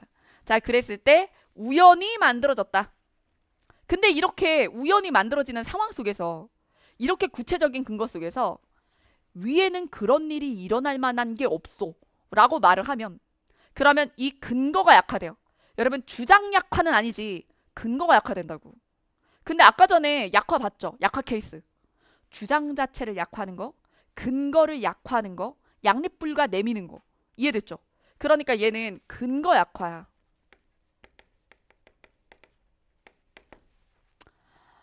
양의 위에는 치즈가 생길 만한 성분이 없어. 빌미가 없다고. 근데 왜 굳이 양이 근거였을까? 막 이렇게 되는 거죠. 양의 위가. 자, 그러면서 선생님 근데 열과 진동만으로도 만들 수도 있잖아. 이런 가정은 하지 마. 알겠죠? 그런 건 지문 밖의 생각이야. 그래서 어쨌든 이 사실은 이 사건에 대해서는 되게 유리하지 않은 상황이에요. 여러분 반대로 얘기해 볼게 그럼. 죽은 양의 위에 치즈의 발효의 기반이 되는 뭔가 효소가 있었다. 그럼 당연히 강화라고 했을 거면서. 그렇죠? 그러면서 그 성분이 없다는 게 왜 약화가 안 돼? 그렇죠? 네. 자, 그다음. 자, 이제 디귿 볼게요. 발화 과정에 대해서 자세하게 연구한 중세시대 기록물이 발견됐다. 라고 했는데 그러면 이게 기억을 강화해? 아니죠. 자, 여러분. 기억은 고대부터가 입증이 돼야 돼. 얘처럼. 그죠? 그래서 얘는 고대 부분에 대해서 강화하지 못합니다. 그래서 강화 근거 아니고 그럼 선생님 이거는 기존설은 강화해요? 디귿에 대해서 얘기해 볼게요. 중세설은 강화해요? 에서 여러분 고대에 나왔는데 고대의 발효가 나왔는데 중세에 그냥 연구했을 수도 있어. 그쵸? 그러니까 이 정보는 그렇다고 기존설을 강화하는 것도 아니야. 예. 자, 그 다음에 여러분 니은에 대한 이야기 한 번만 더. 자, 니은은 어떤 근거를 약화한다고요? 기존설의 근거 약화. 기존설 근거 약화. 그리고 양립할 수 없는 주장의 근거를 약화하면 뭐가 강화돼? 내가 강화돼. 상대를 약화하면 내가 강화돼. 네. 자, 그 다음 15회 17번입니다.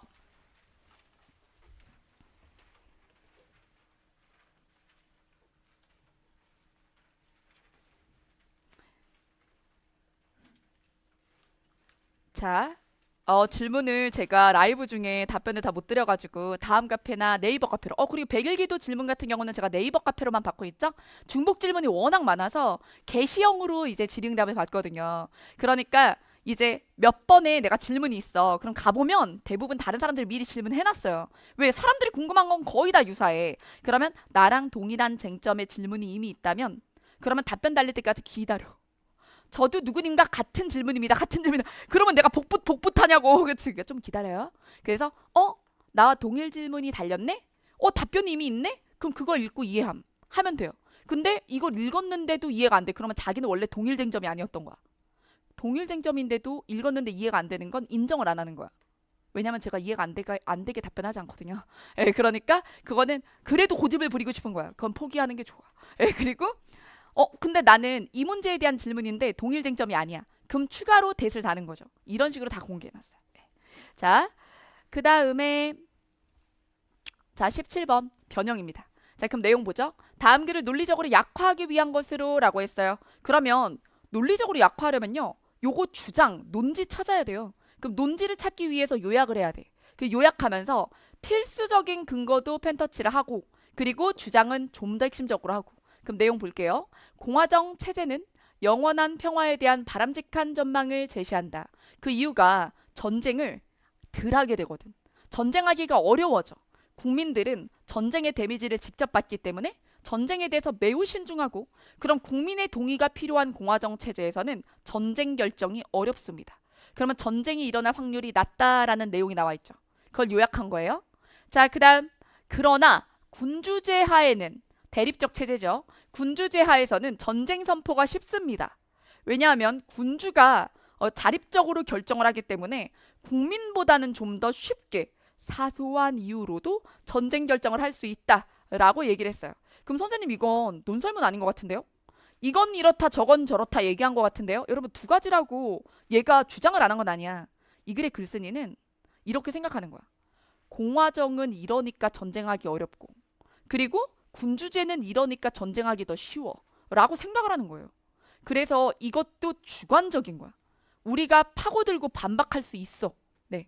자, 뭐 예를 들어 그냥 생각을 해볼게요. 이거 문제풀이 아니야. 문제풀이 아니고 브레인스토밍을 그냥 한번 해봅시다. 여기서 공화정 체제인데 여러분 이런 일이 실제 있다는 게 아니야. 상상하는 거야. 공화정 체제인 국가가 있어. 근데 온 국민이 호전적이야. 너무 심심하다 사는 게. 말이에요. 전쟁 재밌을 것 같은데? 막 이런다고 해봐. 여러분 그런 일이 있다는 게 아니야. 그러면 예외죠. 예외잖아. 그 다음에 군주인데 너무 소심해. 너무 무서워. 그러면 국민들은 해야 돼. 싸워야 돼. 이 상황은 전쟁해야 된다고 이러는데 아니야 난 싫은데? 이럴 수도 있는 거야. 그러니까 이것도 주장이라고.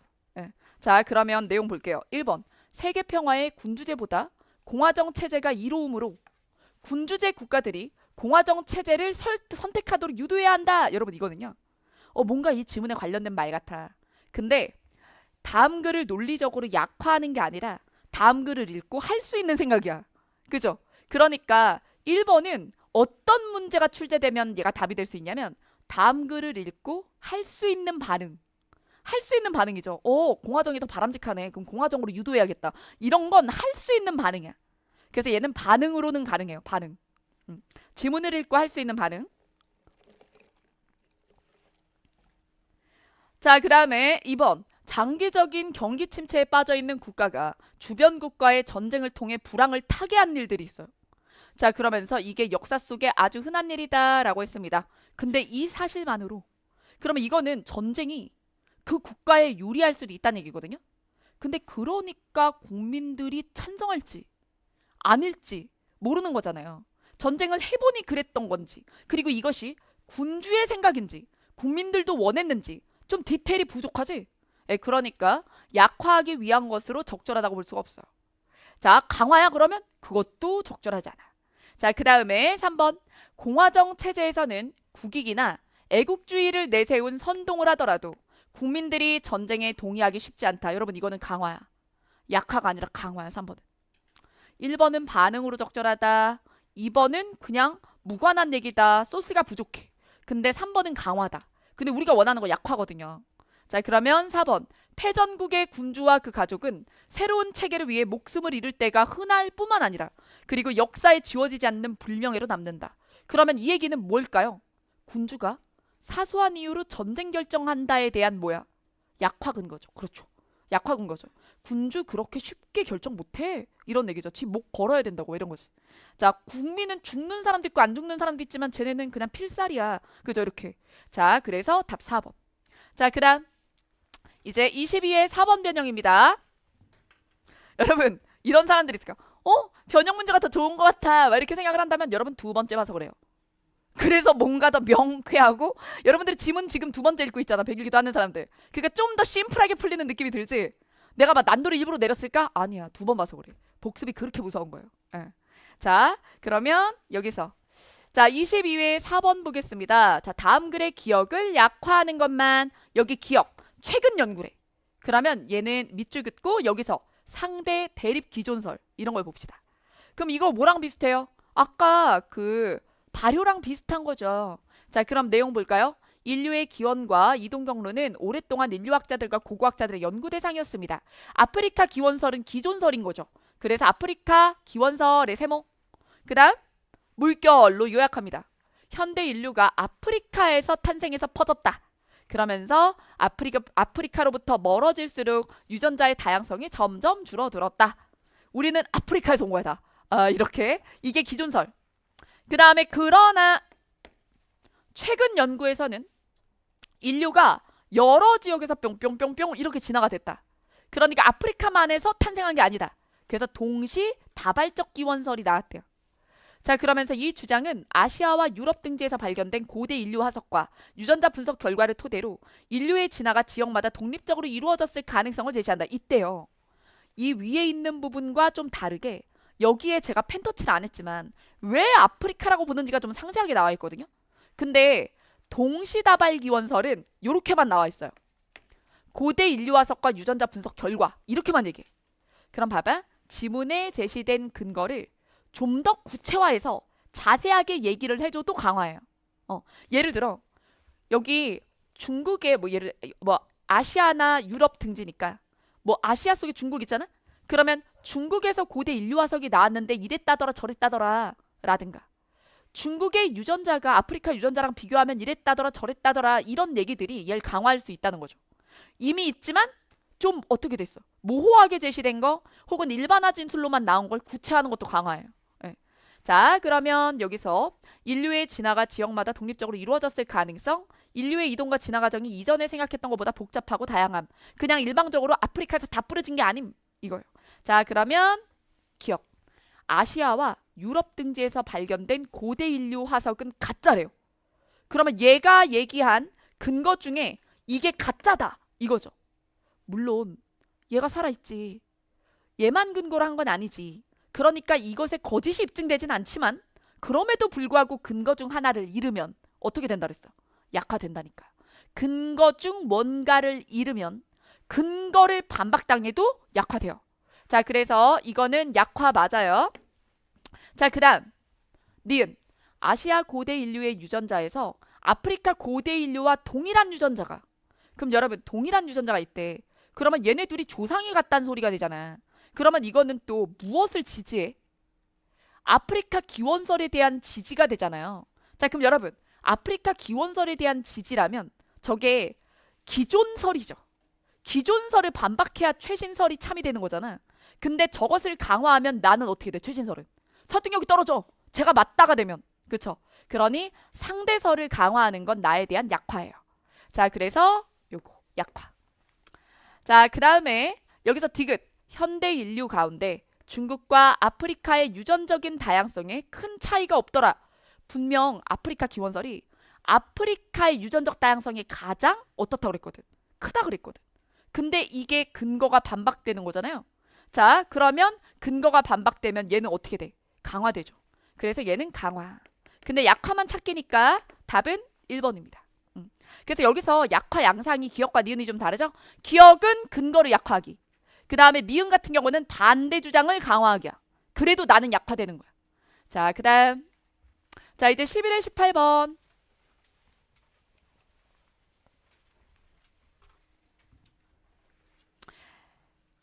백일기도 좋았습니다. 왜 과거형이야? 지금 안 해요? 국어 강사한테 얘기를 하면 시제를 조심하라고. 백일기도 좋았고 좋고 좋을 것이다. 이렇게 해야지. 자, 잠깐 봤는데 시제가 걸려. 자, 그러면 18번입니다. 다음 글을 약화하는 사례라고 또 했어요. 내용 보죠. 미라 제작 기술은 미라 제작 전문 미라사라는 직업도 생겼다. 그러면서 예산에 따라 상중하를 나눴고, 그리고 왕족이나 귀족은 고급 코스를 택하는 게 당연하고 평민들은 낮은 급의 단순한 코스를 택할 수밖에 없었다. 여러분 여기서 이런 말투도 잘 봐야 돼요. 여기서 예산에 따라라고 했잖아요. 그럼 이럴 수도 있잖아요.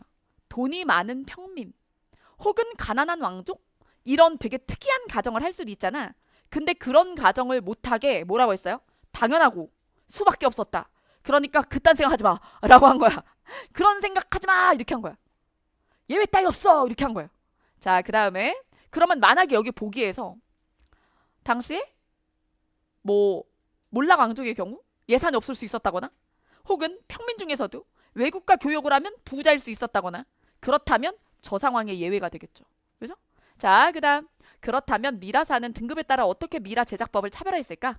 가장 큰 차이는 뇌수와 내장을 꺼내는 방법하고 정보가 이렇게 많죠. 다 외우지 않아도 돼. 그런 다음에 그냥 상중하 코스별로 나눠만 놓는 거죠. 자, 그 다음 여기서 마무리 단계도 달랐대요. 그러면 크게 두 가지. 뇌수와 내장을 꺼내는 방법과 마무리 단계가 달랐어요. 자, 그런 다음에 다 외우지 않아도 되니까 마디치기 해두세요. 마디치기. 자, 그 다음에 이제 기억부터 볼까요? 고급 코스로 처리된 미라일수록, 그럼 고급 코스의 특징이 뭐죠? 다 한번 찾아보면 고급 코스는, 자, 여기서 뇌수를 신중하게 꺼냈고 내장을 따로 단지에 담았고, 그 다음에 귀금속 장식품을 덧붙이거나 부적을 넣었죠. 자, 그러면 이럴수록 도굴범들의 표적이 될 확률이 높았어요. 뭐 때문에?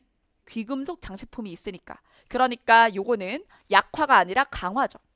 자, 그 다음 내장이 남아있는 채로 귀금속 장식품을 덧붙인 미라가 라고 했어요.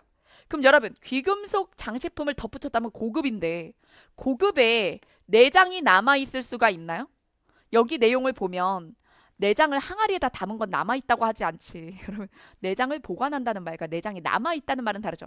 내장이 남아있다면 어디에 남아있을까요? 항아리에 남아있어요? 처음부터 내장이 항아리에 있었나요? 내 몸에 있었잖아요. 그쵸? 그럼 내 몸에 남아있다. 내 몸이 아니야. 시신이야. 그래서 시신의 몸에 있다는 얘기잖아요. 그러니까 내장이 남아있는 건 이거죠. 어떤 거? 여기서 이거. 최하급 코스. 설사약으로 장만 씻었어요. 장은 남아있죠.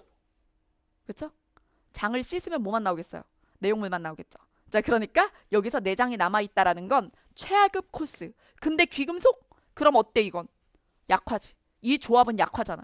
그러면 이건 어떤 가정을 주냐면 귀금속 장식 있잖아요.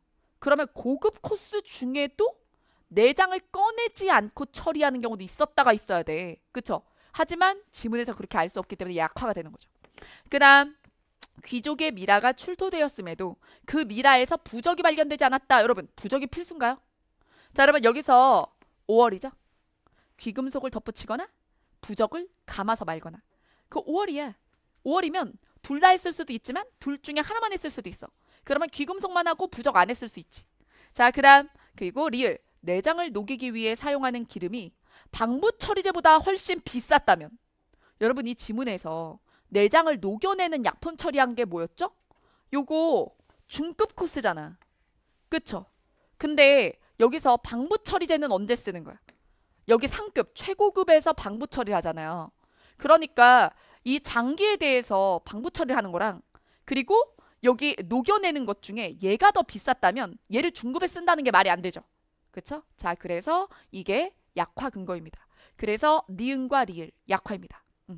자, 그 다음 자 5회 15번 변형. 자, 여기 내용을 한번 보죠. 자, 다음 글에 대해 평가한 내용으로 적절하지 않은 것은 이라고 했습니다. 그러면 이럴 땐 아까 전에 있었던 문제들은 강화끼리 골라보든가 약화끼리 골라보든가 그랬죠? 근데 하나의 지문에 대해 선지가 강화, 약화 이런 식으로 얘기하는 거예요. 자, 그럼 내용. 어떤 결론이 과학적이라고 인정받으려면 그 결론이 도출된 과정이 합리적이어야 한다. 이때 합리적이라 하는 것은 정상적인 이성을 가진 사람이 납득할 수 있어야 한다라는 것이다. 자, 그러면서 결론을 이끌어내기 위해서 활용하는 과학 방법이 크게 귀납 연역이 있는데 어떤 방법을 쓰든지 피할 수 없는 문제는 바로 대괄호이다. 이걸 얼마나 믿을 수 있느냐. 귀납을 쓰든 연역을 쓰든 얼마나 믿을 수 있어 라는 문제 제기를 해요. 그러면서 그게 그 결론이 가장 신뢰할 수 있는 결론이라 해도 결국 인간의 한계를 뛰어넘을 수는 없다. 귀납도 인간이 하고 연역도 인간이 하니까. 그러니까 인간의 한계를 뛰어넘을 수 없고 그렇다면 우리가 인간을 100% 믿지 않으면 믿을 수 없는 결론이 되는 거죠. 자, 그래서 오류의 가능성이 있다. 인간의 한계 오류. 자, 오류를 할 수 있다는 거. 오류를 저지를 수 있다. 자, 그러면서 특히나 인간을 대상으로 실험하면 더합니다. 과학을 정확히 이해하기 위해선 과학이 수반하고 있는 이러한 한계, 인간의 한계, 오류의 가능성을 이해해야 한다. 자, 그러니까 과학에 대해서 우리가 100% 믿을 수 없다는 건 감안하고 그죠? 과학을 해야 된다. 이런 얘기죠. 자, 그러면 1번 인간을 대상으로 하는 분야가 더더욱 그렇다 그랬죠? 자, 인간을 대상으로 하는 분야에 과학 방법이 엄밀하게 적용될 수 있다면 이 글에서 이야기한 인간의 한계와 오류의 가능성이 더 높을 거야. 그쪽 파트는 이라고 했던 게 어떻게 돼? 반박되죠? 이 부분이 반박되잖아요. 그래서 약화됩니다. 이 글에서는 인간을 대상으로 한 실험은 과학적 실험, 물리적인 실험, 뭐 별과 뭐 이런 태양 같은 걸 대상으로 하는 실험보다 훨씬 더 오류 가능성이 높다고 얘기하는 거니까요. 그래서 이 부분에 대한 뭐다? 약화다. 답 바로 나왔죠? 그럼 나머지는 다 맞다는 얘기니까 한번 읽어볼까요? 과학이 수반하는 한계를 이해하지 않아도 과학을 정확히 이해할 수 있다면 주장은 약화돼요. 왜? 이 글의 주장은 한계가 있어를 받아들이라는 거니까요. 자, 그 다음 만일 과학으로 얻은 결론이 인간의 한계를 뛰어넘을 수 있다면 근데 이 글은 뭐라 그랬어요? 인간의 한계 속에 있다고 그랬죠. 그러면 약화죠. 반대하는 거니까요. 자, 그 다음 여기서 어떠한 과학 방법을 활용하느냐에 따라 완전히 신뢰할 수 있는 결론이 도출될 수 있다? 완전한 신뢰가 가능하다고? 그러면 이 글에 반대되는 얘기를 하는 거죠. 2, 3, 4는 모두 다 이 글에 반대되는 얘기를 하는 거예요. 글쓴이의 의견에 반박하는 거야. 자, 그래서 여러분 저는 여러분들이 강화약화형이라고 많이 부르니까 강화약화형이라고 해드리지 사실 비판추론이에요. 이 유형 자체가 비판추론이고 그래서 제가 처음에 독해 알고리즘 목차를 쓸 때 강화약화는 외적인 문제의 형태지 사고 발달의 이름이 아니다. 그래서 여러분들이 독해 능력에서 제가 유형별로 제목을 지을 때 얘는 비판추론으로 지었다. 그래서 논지를 파악하고 중심화제 주제 찾기 이걸 못하면 못하고 그 다음에 비판추론. 비판추론을 할 줄 알고 1차적으로 그래서 비판적 의문이라든가 이런 걸 알아야 되고 그 다음에 사례 적용까지 들어가면 완벽히 풀 수 있게 되는 게 그게 바로 강화약화형이에요. 선생님 저 강화약화 계속 틀리는데 어디 복습해요 그러면? 자, 독해 알고리즘 파트 2에 그래서 패턴 1 중심화제 주제 찾기 그 다음에 비판추론 그 다음에 사례추론 그렇죠? 그리고 이제 강화약화형 직접 이렇게 풀어보라고. 자, 그 다음 자 이제 7회 15번입니다. 자, 다음 글에 대해 평가한 내용 마찬가지로 선지가 강화약화를 하는 거예요. 자, 그럼 내용 봅니다. 사회계약론의 대표적인 학자인 홉스에 따르면 인간은 본래 사회성을 타고나진 않으며 자연 상태에서 개인은 만인에 대한 전쟁 상태에 놓이게 된다고 했어요. 굉장히 비유적인 표현이니까 이게 무슨 뜻인지 좀 더 읽어봐야겠죠. 자, 읽어봤을 때 여기서 타인을 해칠 수 있는 권리인 자연권을 가지고 있어. 나를 지키려면. 나를 지키려고 타인을 해칠 수 있고 그리고 인간은 스스로를 보호할 개별적인 면역 체계를 구축하게 돼요. 하지만 이러한 체계가 더 이상 유지되지 못하는 위협 속에 놓일 때 개인들은 이성적인 결정으로 절대적인 권력을 가진 주권자를 세워서 2차적인 면역 장치를 구성하게 됩니다. 자, 이거죠. 만약에 만인에 대한 전쟁 상태야. 그리고 정부 따위는 없다고 해봐요. 그럼 강자가 약자를 굉장히 쉽게 위협할 수 있겠죠. 법도 없고 무정부 상태라면. 그렇죠? 그러니까 내 스스로 날 지킬 수 없는 사람들은 누가 중재 좀 해줘 이렇게 된다고. 그게 법이나 국가가 되는 거야. 네. 그래서 오히려 법이나 국가라는 존재는 약자들을 위해서 존재하는 것이다. 이렇게 얘기를 하죠. 자, 그래서 그 얘기를 한 거예요. 그래서 홉스는 이를 근대국가 형성 배경으로 본다. 결국에 1차적 면역 체계를 세워도 불안정한 사람들, 그런 사람들을 위해서 2차적인 면역 체계인 국가가 탄생했다라고 보는 겁니다. 자, 그러면 내용 보죠. 모든 인간은 부모와의 관계 속에서 사회성을 지닌 채 태어나나요? 여기서 뭐라 그랬어요? 인간은 본래 뭘 태어나지 않아. 사회성을 가지고 태어나지 않는다. 원래 그냥 전투하려고 태어나는 거야. 우리가 원시인이라고 생각을 해봐. 그쵸? 제가 먹고 살거나 내가 먹고 살거나 식량이 부족하면 제가 없어져야지. 뭐 이러던 세대에서 우리가 진화가 된 거잖아요. 자, 그래서 요거는 홉스의 주장은 약화되고 그다음 근대국가 성립을 기점으로 개인의 생명의 보호가 용이해졌다. 2차 면역 장치니까요. 1차만 있었을 때보다 더 안전해졌죠. 맞죠? 자, 그러면 강화되죠. 자, 그다음 여기서 2차적인 면역 장치를 구축하는 것이 이성이 아니라 생존 욕구의 결과물이다. 여기서 뭐라 그랬어? 이성적인 결정으로 국가를 원하게 되죠. 근데 여기서는 뭐래? 이성이 아니래. 그러면 이글과 충돌하죠. 그래서 약화. 자, 그다음 절대 권력의 성립이 개인의 생명에 더 위협적일 수 있다. 그러면 얘는 국가가 생명을 위해 2차 면역 장치가 돼준다고 했는데 아니야. 국가가 있어서 더 위험해지는 거야. 라고 얘기하는 거죠. 그럼 어때요? 약화지.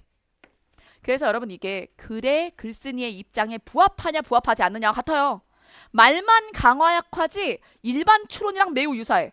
그래서 제가 아까 복습 범위를 그죠? 중심화제 주제찾기 비판 추론 사리 추론 그랬는데 이 수준 요 수준은 일반 추론 잘하면 잘 풀려. 자, 근데 저는 너무 안타까운 게 백일기도 성적 누계를 가지고 상담을 할 때 대부분 선생님 저 논리 비판 약해요. 특히 제가 기호화로 명제는 잘 풀거든요. 근데 강화약화형 같은 걸 못 풀어요. 그러면 저는 논리 강화약화 딥러닝을 들을까요? 이렇게 얘기를 해요. 근데 제가 그러죠. 그게 다 정답률이 영역별 정답률이 거의 85%를 다 넘는데 논리 비판만 70% 이하면 논리 강화약화 딥러닝을 들으면 돼. 근데 성적을 보면 다른 데도 다 80%가 안 돼. 중심화대 주제찾기 구조 독해도 안 되고 일반 추론도 안 되고 그러니까 확인 추론 뭐 구조 독해 이런 게 다 약해.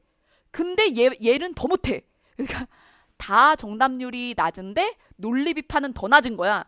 그럴 땐 논리 강화 약화 딥러닝이 먼저가 아니에요. 중심화대 주제찾기 못하면 구조 독해 못하죠. 확인 추론 못하면 이런 거 못하죠. 그죠? 그 다음에 사례 추론 못하면 결국에 기억 니은 디귿 못 고르죠. 그러니까 사실 앞에서부터 해야 돼요. 그러니까 지금 논리 비판 여러분들한테 50% 40% 준다고 해서 개부터 할 일이 아니야. 여러분 백일기도의 그래프에 영역별 방사형 그래프 있지? 뭔지 알지? 거미줄처럼 나오는 거. 6부분에 대해서 나오는 거. 그거 옆에 표 있죠? 그 표 순서대로 구조 독해가 맨 위에 있잖아. 독해 중에. 국어하기 2의 밑에 구조 독해 있죠. 구조 독해, 확인 추론 이거 있죠. 이 순서대로 그 정답률이 올라가야 돼. 위에가 정답률이 낮으면 밑에가 안 올라가. 알겠죠? 응용 추론을 먼저 하게. 여러분 구조 독해가 약하고 확인 추론이 약한데 응용 추론이 높으면 뭐해? 걔 더 안 올라가. 뭔지 알겠죠? 그리고 점수 기복도 다 거기서 생기는 거예요. 구조 독해 못하고 확인 추론 못해서. 자, 그 다음. 자, 이제 10회 19번. 다음 글에서 추론할 수 있는 것만을 이라고 했습니다. 그냥 발문을 평가로 안 쓰고 추론이라고 해놓고 강화약화 넣을 수도 있어요. 자, 그럼 내용. 무릇 농토를 파는 자는 반드시 가난한 백성들일 것이다 라고 해서 가난한 애들이 돈 없어서 농토를 판다. 그리고 그걸 지배자들이 이용해서 땅을 쉽게 사들인다. 그러니 점점 더 부자가 되고 가난한 사람은 땅도 잃고 소작 붙여먹게 되니까 더 가난해진다는 얘기입니다. 자, 그 다음 가난한 백성들로 하여금 농토를 팔지 못하도록 금하면 농토를 파는 사람이 적어질 것이다. 아, 이 말이잖아. 이거 무슨 소리야 싶으실 텐데 봐봐요. 가난한 사람도 팔고 부자도 팔고 있어요. 근데 가난한 사람들이 훨씬 더 많이 팔고 있어요. 자, 근데 가난한 애들한테만 넌 가난하니까 땅 팔지 마. 넌 그거라도 붙잡고 있어. 라고 나라가 강제하면 전체적인 땅 거래 자체가 줄겠죠. 그쵸? 자, 그 다음 가난한 백성이 농토를 살 수는 있는데 팔 수는 없다면 그러면 농토에서 난 소출로 점점 부흥하게 될 것이다. 지금 당장 현찰이 없겠지만 지금 당장은 빈곤하겠으나 땅을 못 파니까 버티면 나아질 것이다. 이런 얘기입니다. 자, 그러면서 부유한 백성은 농토가 많으나 자손들이 많기 때문에 후에 나누어서 소유하게 되므로 자식들 나눠줘. 그럼 땅이 갈라치기래. 그러면 조금씩 1인이 가지고 있는 땅이 좁아지며 그래서 몇 대 만에 2대, 3대 계속 나눠가면 손주로 또 나눠가고 그러면 평민들이 가지고 있는 땅과 유사할 것이다. 여러분 여기에 전제가 뭘까요? 가난한 사람들은 자식을 많이 낳지 말아야겠죠. 만약에 부자도 3명을 낳고요. 가난한 사람도 3명을 낳으면 땅이 쪼개지는 건 똑같잖아요. 근데 어떻게 대등해지죠? 그런 게 숨어 있는 거예요. 예. 자, 전제가 숨어 있어. 자, 그러면 그런 식으로 어쨌든 희망회로 돌려서 균전될 거다라고 얘기하고 있어요. 자, 그러면 내용 볼게요. 가난한 자들이 힘들게 농토를 사려고 해도 비옥한 농토는 팔지 않는다. 그래서 버티고 버티다가 돈 좀 나와가지고 농토를 사서 넓혀서 부자가 돼보려고 해도 부자들도 비옥한 농토는 안 판다는 거야. 자, 그러면 그렇게 돼서 부유해지기 어렵다면 글쓴이의 주장은 약화됩니다. 여기. 자, 어느 부분? 농토를 살 수는 있고 팔 수는 없다면 점점 부흥해질 것이다를 뭐해요? 약화하죠. 자, 계속 비옥한 건 부자들만 가지고 있고 비옥하지 못한 척박한 땅만 가지고 살 테니까. 그러니까 상대적으로 저들을 넘어설 수 없죠. 자, 그 다음 가난한 백성들이 부유한 백성들보다 자식이 더 많다면 가난한데 자식은 더 많아. 그럼 땅은 더 쪼개지겠지. 그럼 상대적으로 더 가난하겠죠. 그러니 동등해질 수 없죠. 그러니 약화된다 맞죠? 자, 그 다음 부유한 백성이 첫째에게만 농토를 물려준다. 그리고 못 팔게 대대로 뭐 유언해. 그치? 자, 그러면 이게 뭔가 조부나 부모로부터 물려받은 땅은 못 판다. 우리가 뭐 선산 개념 이런 거 있잖아요. 그렇게 계속 물려주고 해서 1인의 토지가 큰 게 유지가 된다면 약화되죠. 자, 그래서 약화입니다. 답은 4번입니다. 자, 그 다음 사회 14번은 변형 안 했어요. 질문이 많았거든요. 질문이 많은 문제에 변형하지 않았습니다. 딱 두 문제였죠? 자, 그러면 여기 사회 14번 다음 글에 대한 평가로 적절한 것만이라고 했습니다. 지문을 이해해야 돼. 지문 난도가 좀 높으면 질문이 많은 것 같아. 지문 자체를 잘못 이해한 사람들이 많거든. 자, 그럼 내용 볼게요. 통약 불가능성이란 과학적 용어 또는 개념에 대해 과학자들이 가지는 상이한 인식으로 인해 다른 생각으로 인해서 상호 소통이 불가능한 특성을 말한다. 그러면서 쿤과 파이어 아벤트는 이러한 통약 불가능성에 대해서 각각의 이야기를 했는데, 자, 그래서 제가 원투 나눠놓고 쿤에 대해서 먼저, 쿤은 서로 다른 패러다임 간에 나타나는 통약 불가능성에 집중했어요. 그러면서 쿤에 의하면 패러다임이 변화를 할 때 관찰 방식과 용어 개념 또한 달라지기 때문에 상이한 패러다임에 속한 과학자들끼리는 성공적 대화를 할 수 없대요. 그럼 쿤에 의하면 패러다임이 다르면 사용하는 용어가 다르다입니다. 자, 패러다임이 다르면 A 패러다임과 B 패러다임은 용어 활용이 다르다요. 자, 그 다음 파이어 아벤트 보겠습니다.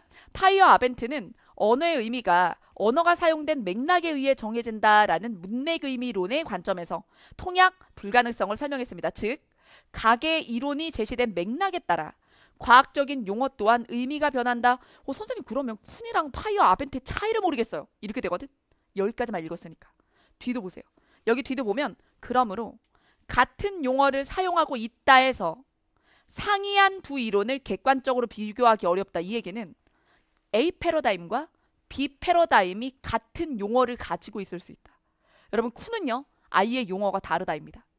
자, 쿤은 A 패러다임과 B 패러다임이 용어가 다르다고. 그러니까 용어부터 바꾸면서 패러다임 전환한다는 거야. 근데 그건 쿤이야. 파이어 아벤트는 A 패러다임과 B 패러다임이 사용하는 개념어는 유지될 수도 있는데 의미가 달라진다는 거야. 이해됐죠? 그래서 둘의 차이부터 이해를 하셔야 문제를 풀어요. 근데 여러분들은 지문을 너무 급하게 읽고 지문이 이해가 덜 된 상태에서 선지를 읽으면서 지문의 이해에 도움을 받으려고 그래. 안 돼. 더 헷갈려. 근데 여러분들이 선지에 도움을 받아서 지문을 이해하는 그딴 게 어딨어. 그런 건 없는 거야. 그런 건 옛날에 진짜 수능에서 문학에서 그것도 문학만 되는 거야. 문학에서 4등급 이하들한테나 자 지문을 전혀 모르겠어. 20 모르겠니? 20 모르겠으면 선지에서 부정발문일 때 나머지 4개는 참일 거니까 그거라도 주워 먹어! 이렇게 했던 거야. 뭔지 알죠? 그런 얘기 못 들어봤어요? 문학에서만 하는 거예요. 그런 거. 그쵸? 여기다가 그걸 써? 선지를 읽다 보면 지문이 이해가 되겠지? 안 돼요. 지문을 똑바로 읽으셔야 돼요. 그리고 지문을 읽는데 이미 안 들어간다. 다음 번으로 넘어가. 시험장에선 왜 지문을 제대로 못 읽었는데 선지에서 찍어가지고 맞출 수 있는 경우는 없어. 예, 그냥 내 문제가 아닌 거예요. 그러면 시간을 거기다 소모하면 안 돼.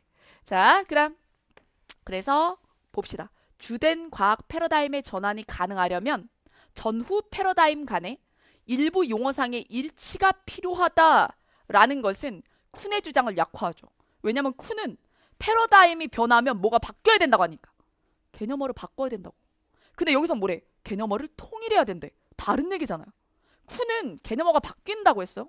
자, 그래서 요건 약화한다. 자, 그래서 맞고 맥락에 따라 의미가 변하지 않는. 그러면 맥락에 따라 변한다고 한 거 누구예요?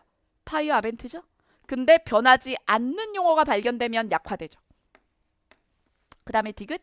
동일한 패러다임 안에서 한 용어가 각기 다른 의미로 사용되는 것이 발견된다면, 여러분 여기서 같은 패러다임이야.